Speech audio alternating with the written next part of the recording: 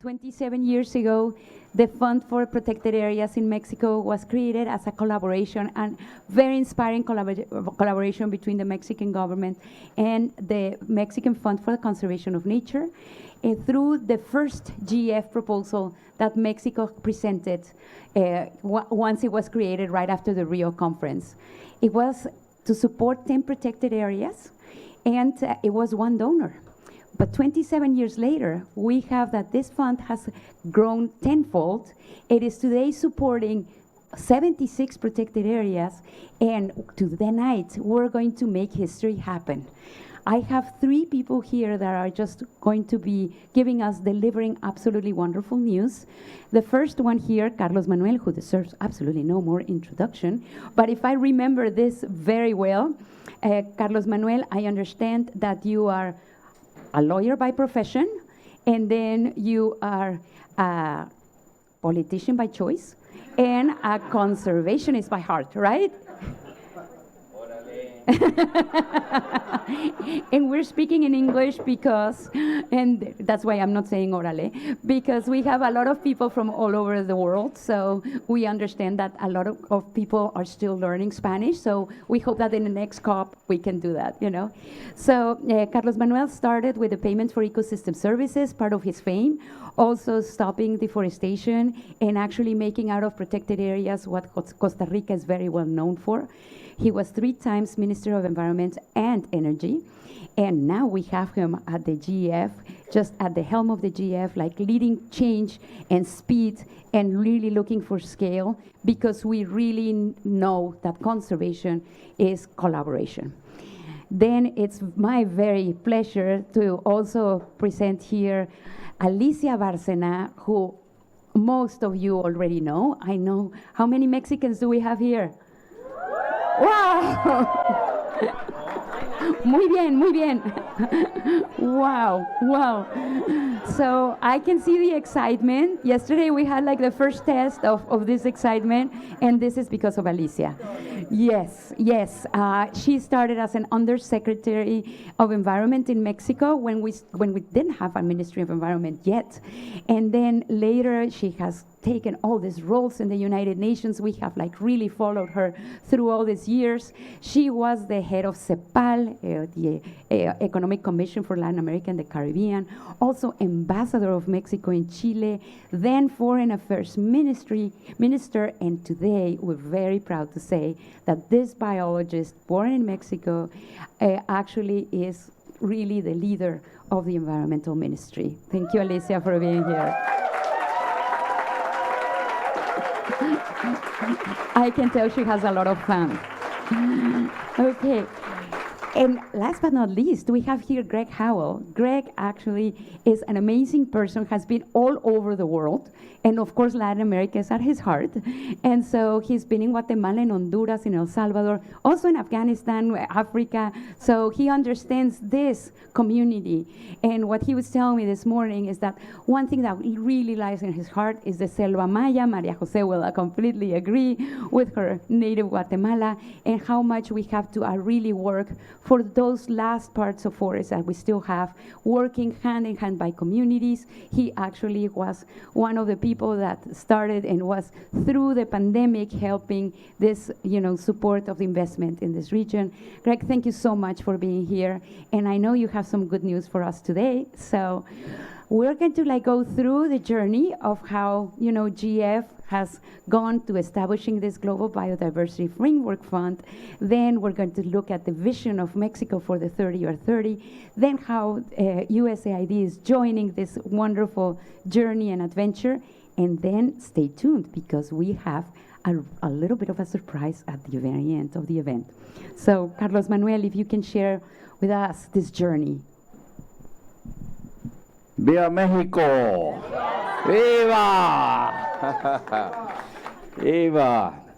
Muchísimas gracias a todos. I'm super, super happy to be here with my dear friend, which, 30 years ago, we were 2 young kids in Rio 92 and trying to implement Agenda 25 and 21, yes, Agenda 21, and that took you to live in my town in San Jose, where we shared the early implementation, early ratification of the Rio Conventions, and then the Agenda 21, which was the charter for our generation.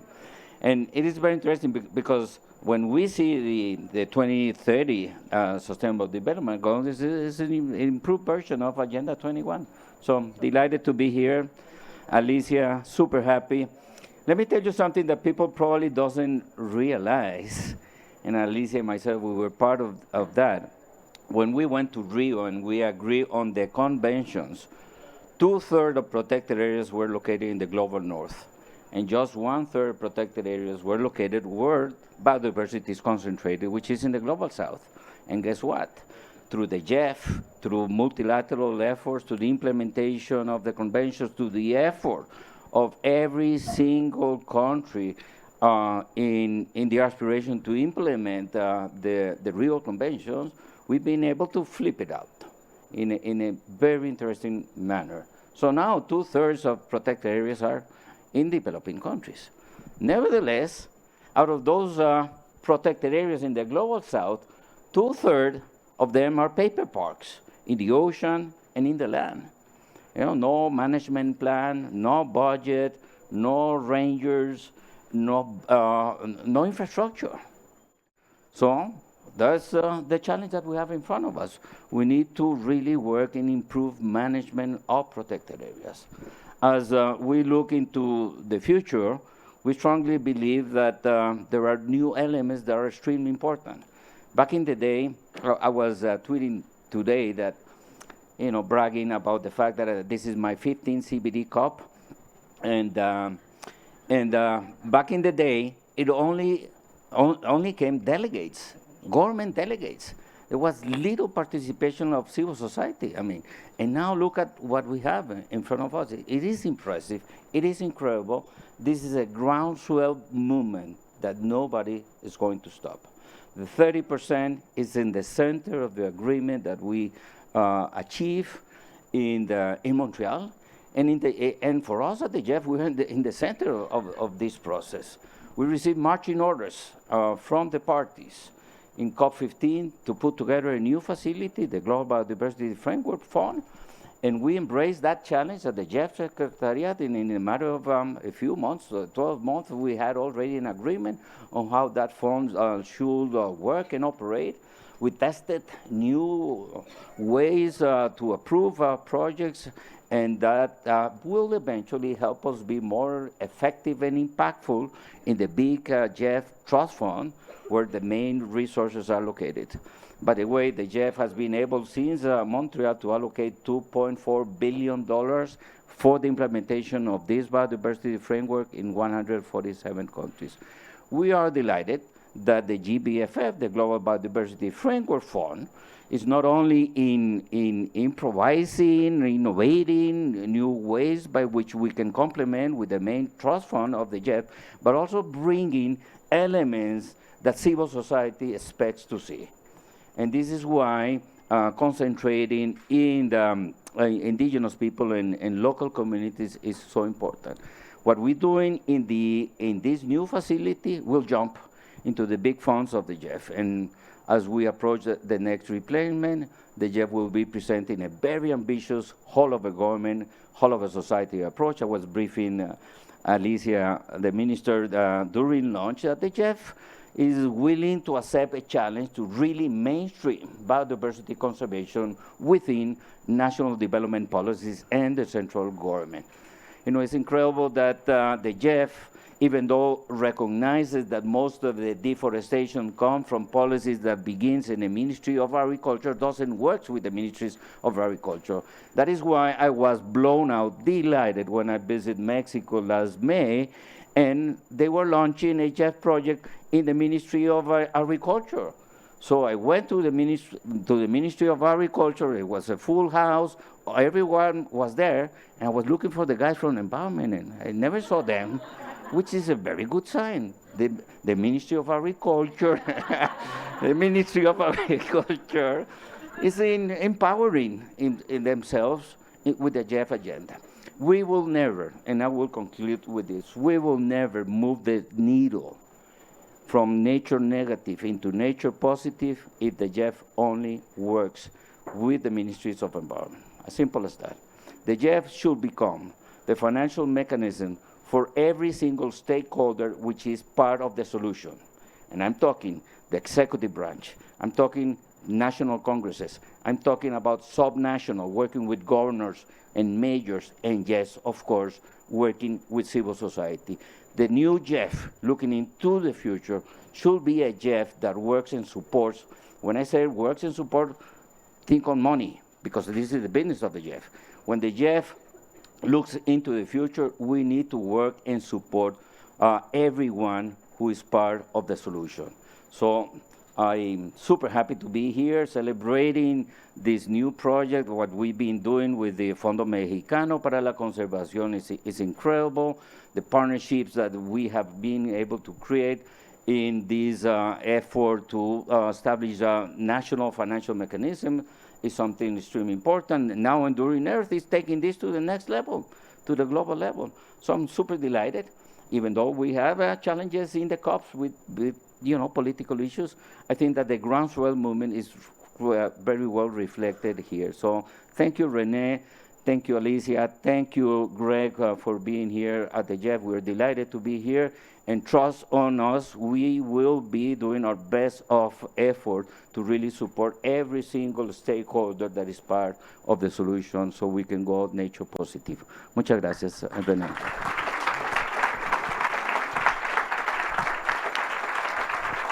Bueno, muchas gracias. Muy buenas noches a todas, a todos. Yo también, que viva México. Ya, ni hablar. Pero bueno, I'm turning to English, of course. I think I got late here, what, a month? Because you were in Mexico granting a project to the Ministry of Agriculture and saying that environment was not there, so it was good news. No, that was pésimas noticias, my darling. No. The thing is, we have to be all there. We discussed that already. Twisting your arm. No, but seriously, we come a long way with Carlos Manuel. Because when 1992, of course, the Rio Trio was there, and it was really the first time, I guess, that all the NGOs came into a UN conference, and that was because Maurice Strong, who I really want to pay tribute to, he opened up the conference, because before that it was only the ECOSOC, the this, the that. It was a lot of limitations for NGOs. We still have a lot of limitations. I think we should not have two places. We should not have the blue and the green and the red. Everybody should be in the same place, my view, anyway. But having said that, the next part of my story, I think, was to go to Costa Rica. And I see Costa Rica as a country I really love.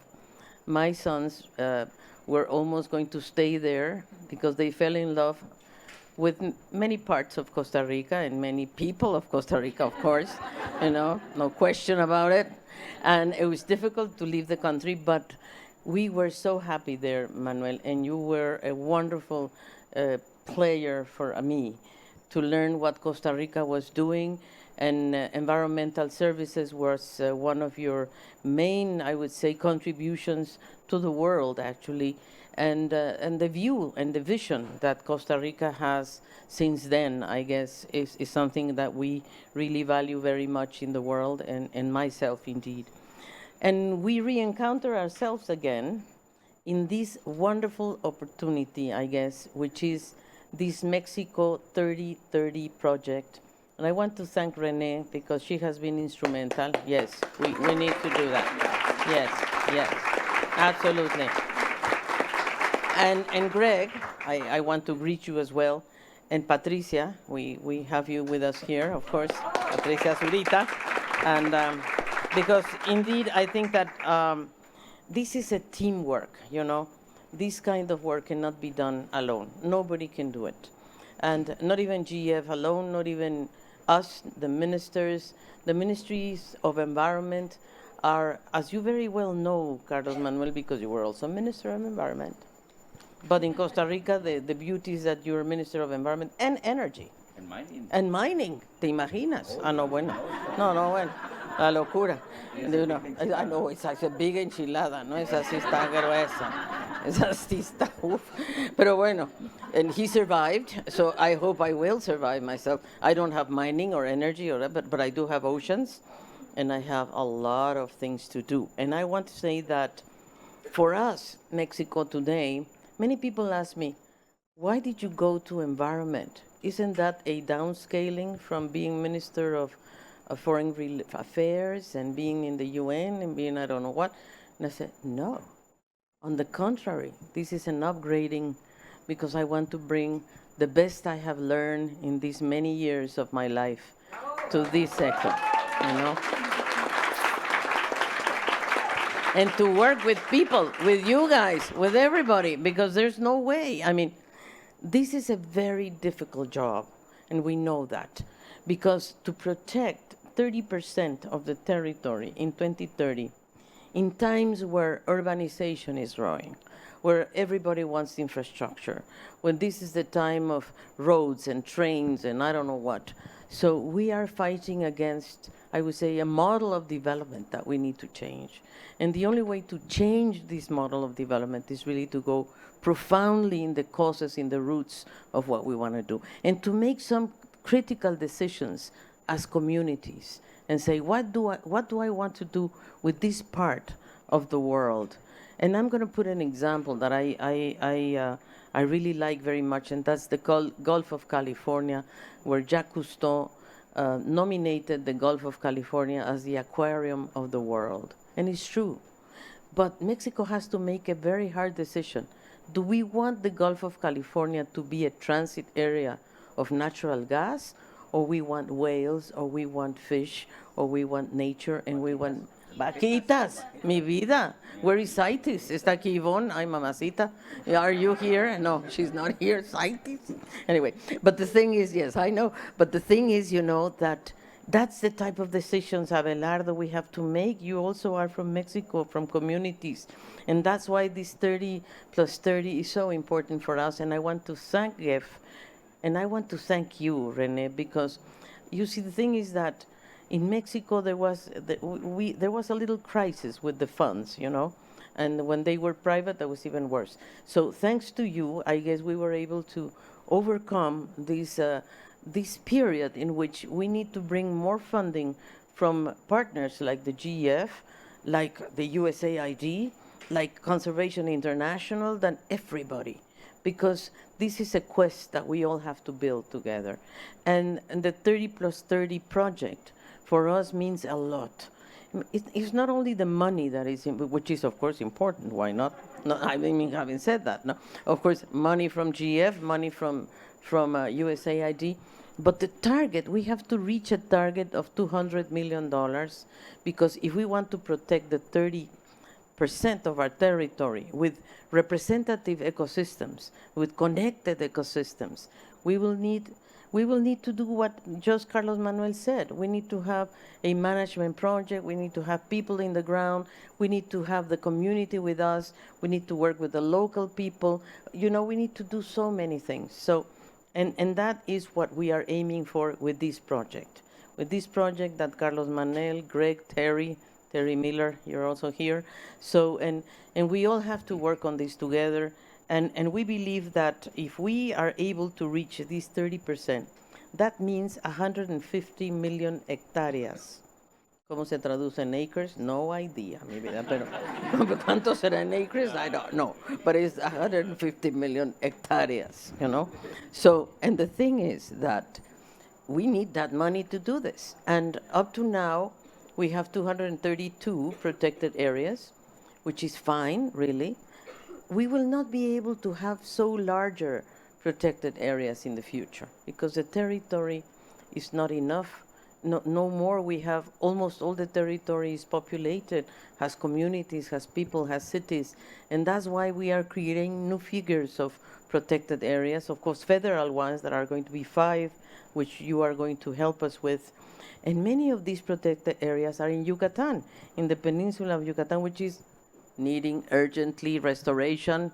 And we want to have one of the main objectives of Claudia Sheinbaum, by the way, the first woman president in 200 years.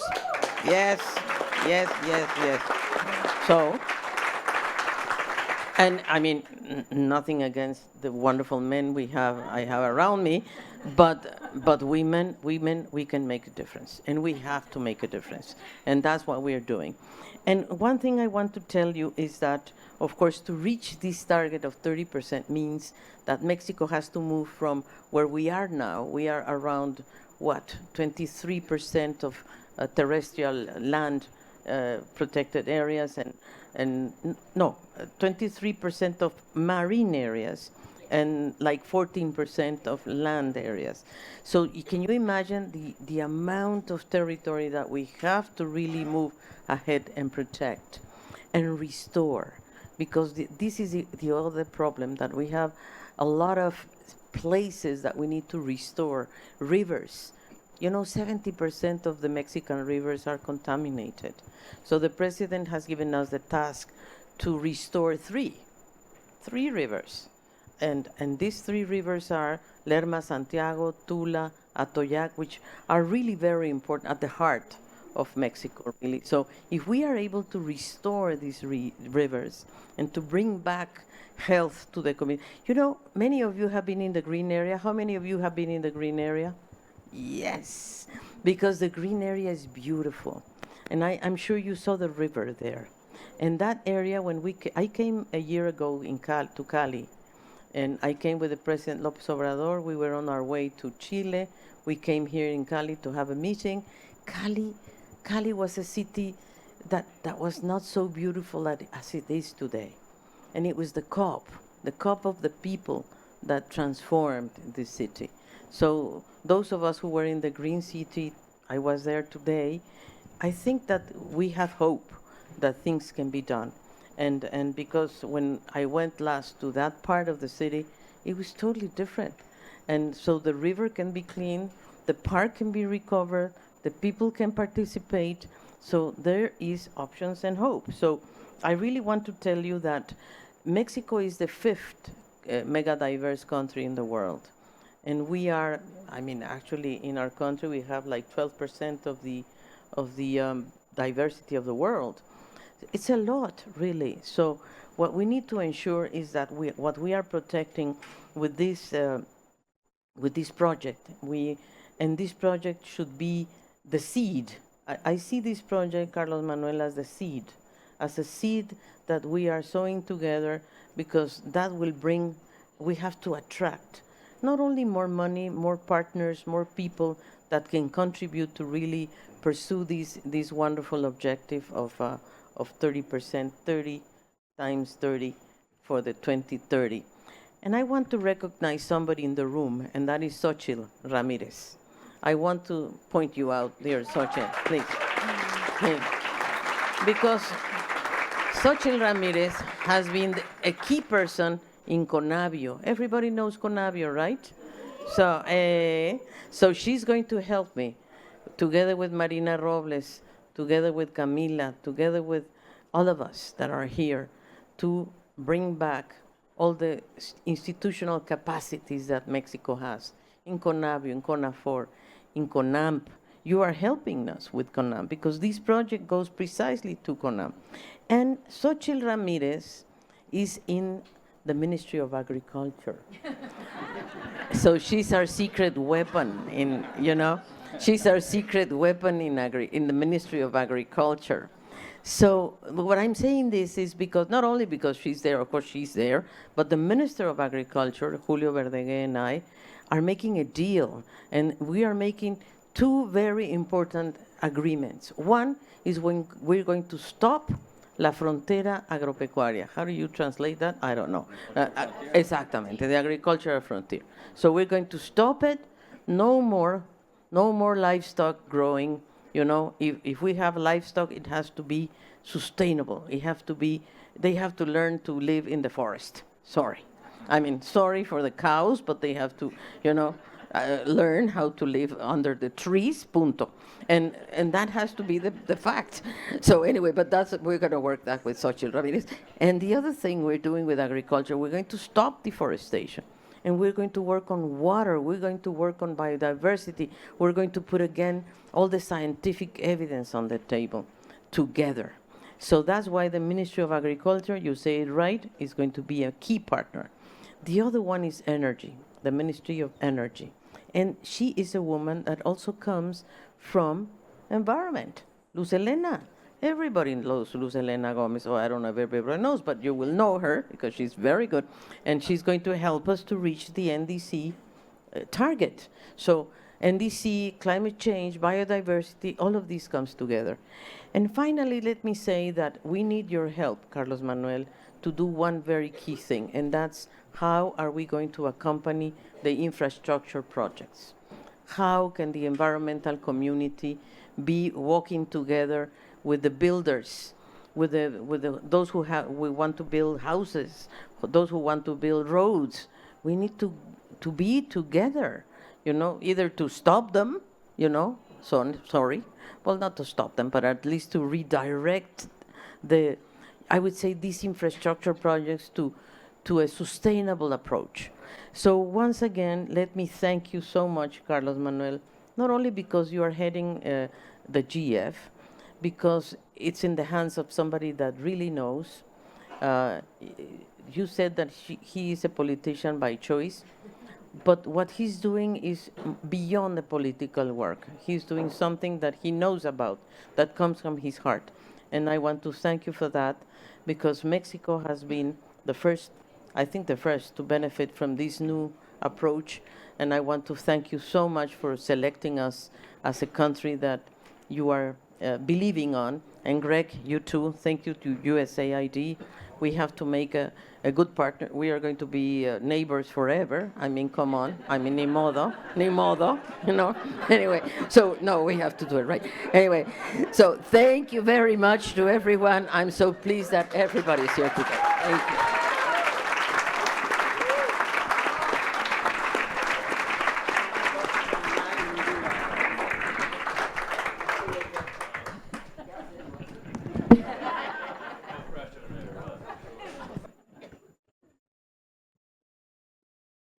Hello?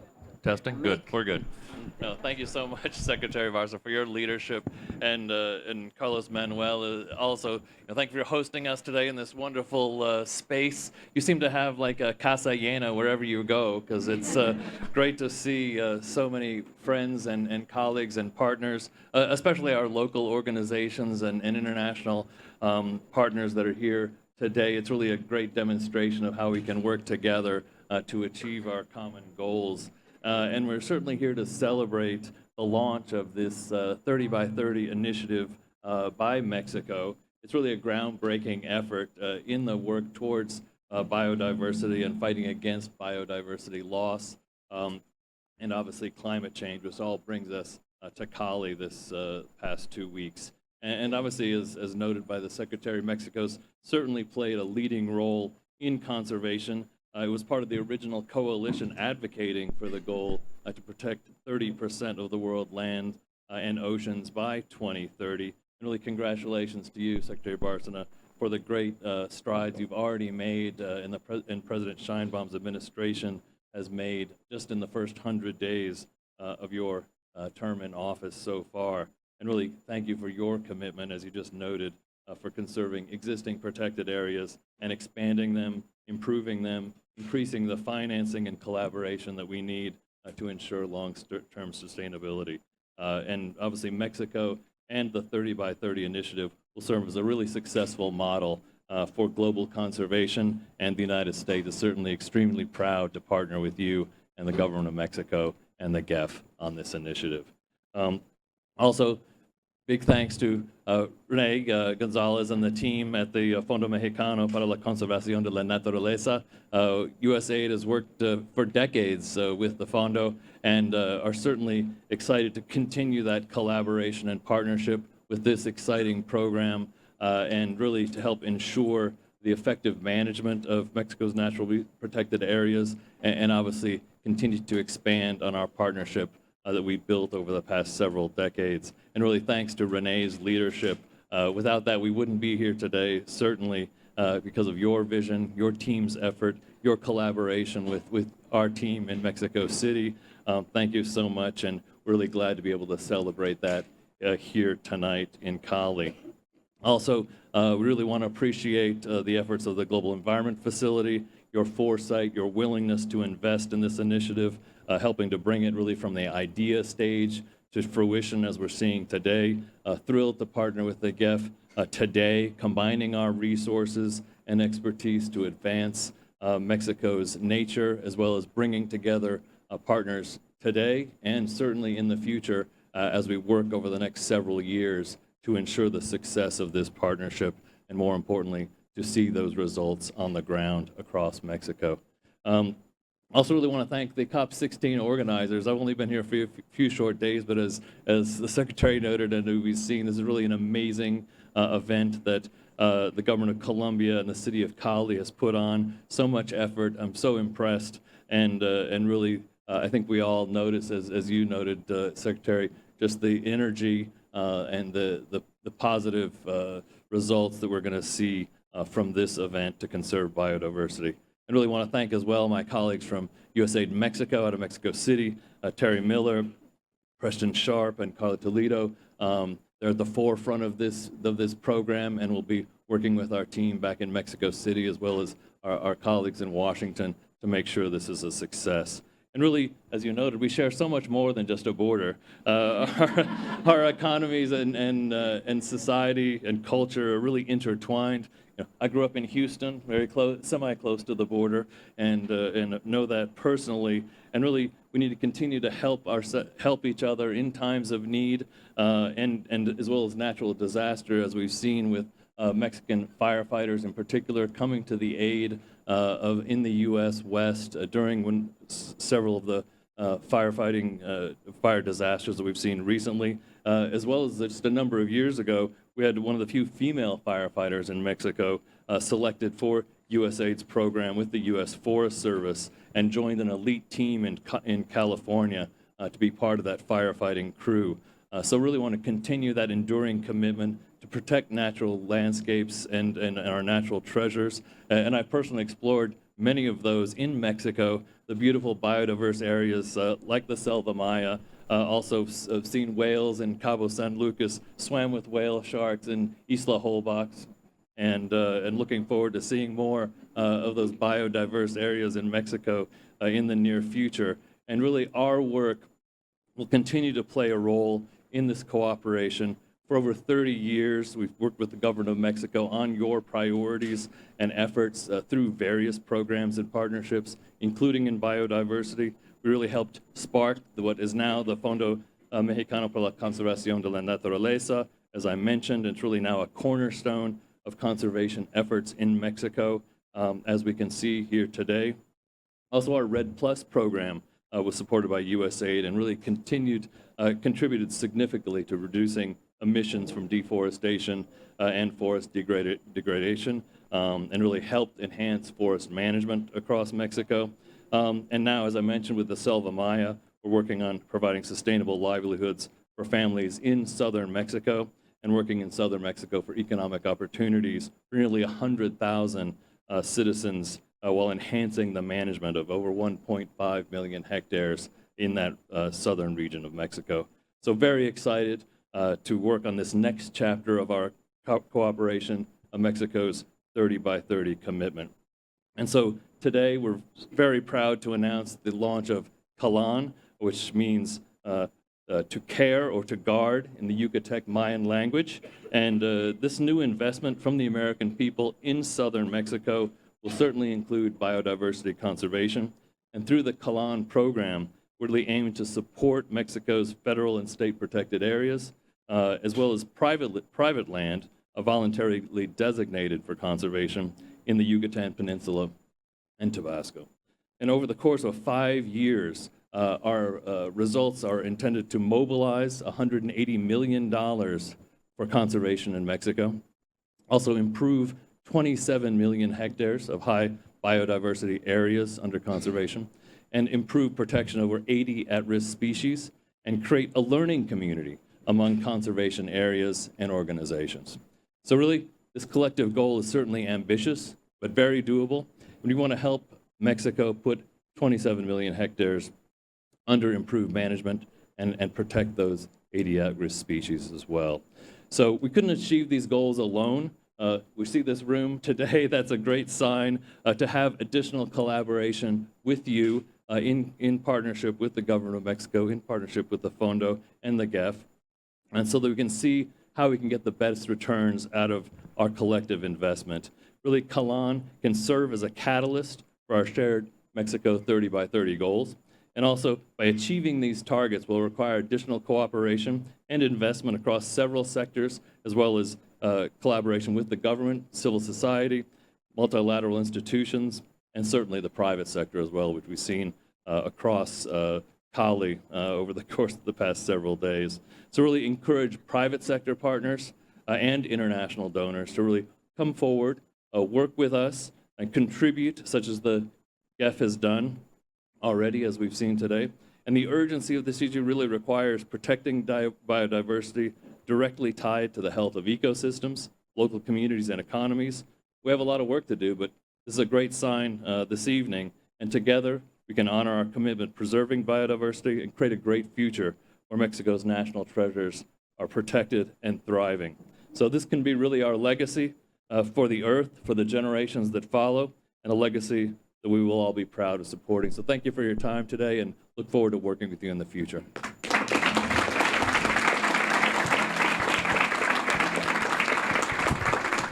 Wow, this is really exciting. And as promised, we still have a little bit of a surprise. And just to frame this a little bit, as you saw, Carlos Manuel, representing the GF, is setting the seat. Thanks to also all the work from the implementing agency, Conservation International. Thank you so much. It's been always a pleasure to work with you. It's just very easy process, and always supporting in that GBFF marathon. That was, from 3 years of processing 10 years ago, now it took 3 months. And thank you so much for all that support. And we have a lot of other funders here. Green Climate Fund over there, Ben. Thank you so much for all your support. We're working on that proposal that Graciela is putting together for next February. Thank you. Yucatan is coming. And we just have a lot of people that have been helping us through the years here. Marina, we're here to help whatever, our leader tells us. We're the financial mechanism here to support you. And Eduardo, representing the National Commission for Protected Areas. It's been a 27-year pleasure to work with you. But this, we set the stage, the seed is sown, the water is coming from the government, and we have some fertilizing coming from USAID. I'm a plant ecologist, you can tell, right? And so, but there's more to come. And so we have Enduring Earth. And so Zdenka Piskulic, a very, very dear friend of a lot of the conservation trust funds here. She leads a platform that's really interesting, and we're just going to sign a letter of intent. But Zdenka, please tell everybody about this little surprise. All right. Well, thank you very much, Renee. First of all, thank you very much, Carlos Manuel Rodriguez. We have felt at home in this pavilion for the past 2 weeks. We eat here, we almost sleep here.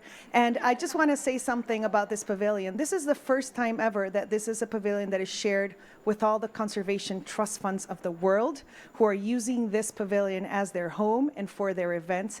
It is the first time that as conservation trust funds, as civil society, have a place of their own. And that is due to you, Carlos Manuel, who have been such a strong supporter and advocate of conservation trust funds. And we're so very thankful for the work that you've done. Sad to mention. And thank you, Minister Bárcena, for being an inspiration. I remember as a student, I'm also from Costa Rica, and I remember when Rio 92 happened, and learning about you and seeing you as an inspiration, as a woman and as a leader, and it is a pleasure to be here on stage with you. And thank you to USAID also for being such a strong supporter of this project. I only have 1 minute because I'm the one keeping you from drinks and wine. So I want to be very quick. Tequila, I hope there's tequila. All I want to say is Enduring Earth is a platform of organizations, WWF, Pew, the Nature Conservancy, Zoma Lab, Bezos Earth Fund, the Global Environment Facility, and the Gordon and Betty Moore Foundation. But more than just those organizations, it is a partnership of more than 200 organizations that are working together all over the world to help protect at least 500 million hectares of land in permanent financial mechanisms to guarantee their permanence over time. And we're very proud to see Mexico 30 by 30, which is in itself a sustainable finance mechanism that will allow for the permanence of the system in Mexico as well. And we have learned so much over the years, because one of the things we did this same week here in this pavilion is we signed a memorandum of understanding with REDLAC so that we can learn from each other. Because one thing is, Fondo Mexicano has been a mentor to so many other conservation trust funds around the world. I'm also proud to say that Renee Gonzalez is actually going to be president of REDLAC as of January of next year. And so 2026, January. She's, and Fondo Mexicano, this is credit due to Fondo Mexicano as a mentor to so many. And you are a mentor to Enduring Earth, and we hope to learn from each other. So what we want to do today is sign a letter of intent by which Fondo Mexicano and Enduring Earth and its partners will continue to learn from each other about the Project Finance for Permanence model.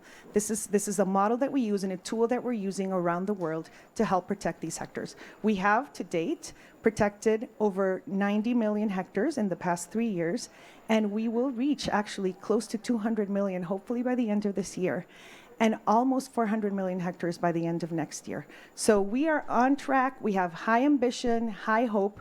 We can only do it with our partners, and we can only do it with organizations like Fondo Mexicano that has the vision, the commitment to make this happen hand in hand with government and with civil society, with indigenous peoples, with local communities.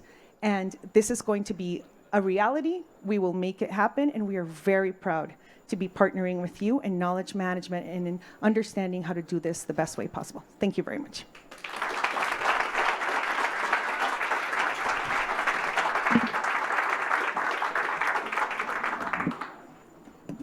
So we're going to sign the letter of intent. Enduring Earth works with conservation trust funds, so we're the Mexican one, so we get to sign.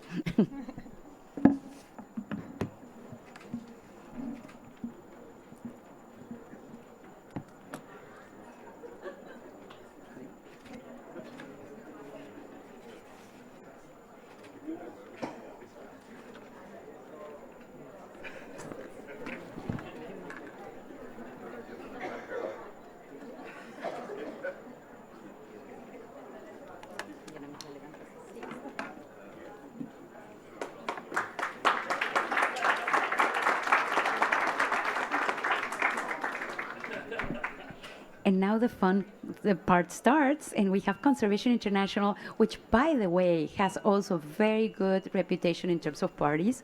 I say it because REDLAC does have a good reputation. So we have Patricia Zurita. Please give us some wonderful word. Thank you so much, Renee. Okay, so I have the unenviable role of celebrating and throwing a toast and getting us on the party. But first of all, let me just thank Renee for having us here, Carlos Manuel for your vision, for the Global Biodiversity Framework Fund, for pushing it to be fast and demonstrating that we can make it happen when you're working in partnership with agencies like us and others. Alicia, I cannot tell you how excited, as a woman, but as a Latin American, we are of having you as a Minister of the Environment, and I cannot tell you how strong of a signal this is from you and from President Claudia, demonstrating that you're really, really committed to the GBF, to achieving the 30 by 30, and very excited to be helpful initially with this project, but also committed with Leticia Gutierrez, our director in CI Mexico, making sure that we are going to be, yay! We're going to be there along the way these six years, because we are going to achieve the commitments by 2030. So thank you so much. And Greg, thank you to USAID and the commitment of the US government. All right, so with that, I want to you will, I don't know what's going to happen with the wine. The wine is coming. The wine is coming. So while the wine is coming, bear with me.